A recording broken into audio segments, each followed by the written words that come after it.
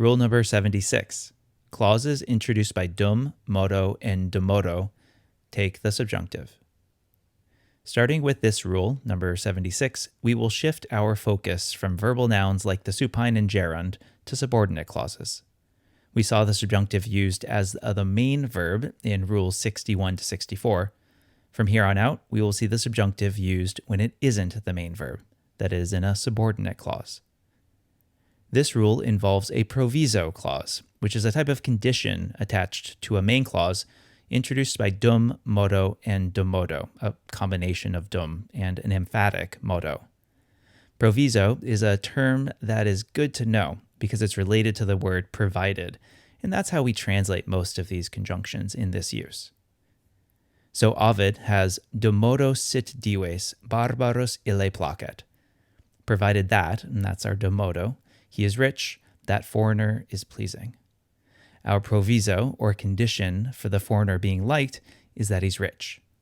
Sit, of course, is the present subjunctive of est. And there's the famous oderent dum metuant, let them hate, and that's the jussive oderent, provided that, or so long as, they fear, with the subjunctive metuant. There's an understood me here, that's the object of each verb, and this quote was supposedly a favorite of Caligula. I would suggest that, this isn't necessarily great advice for a young ruler. And let's get one with modo here, from Virgil. Modo Jupiter adsit, tertia lux classem cretae sistet oris. Provided that Jupiter is present, the third light, and here the poet means the third day, will place our fleet on Cretan shores. The provision or condition of our fleet arriving at Crete is that Jupiter does his thing as the god who could guarantee good weather for smooth sailing. For a negative proviso, we add a ne. Id faciat saepe, dum ne lassus fiat. Let him do this often, provided that he does not get tired. The condition here is in the negative, as introduced by dum ne, and the same thing works for our other conjunctions, modo ne and dummodo ne. Even though we treat the proviso as a singular clause, it appears that our different conjunctions have different origins. That with modo seems to have arisen from the hortatory or jussive, Rule 61, or the optative, Rule 62. So modo custodes adsent tutti sumus could be only let our guards be present, then we are safe.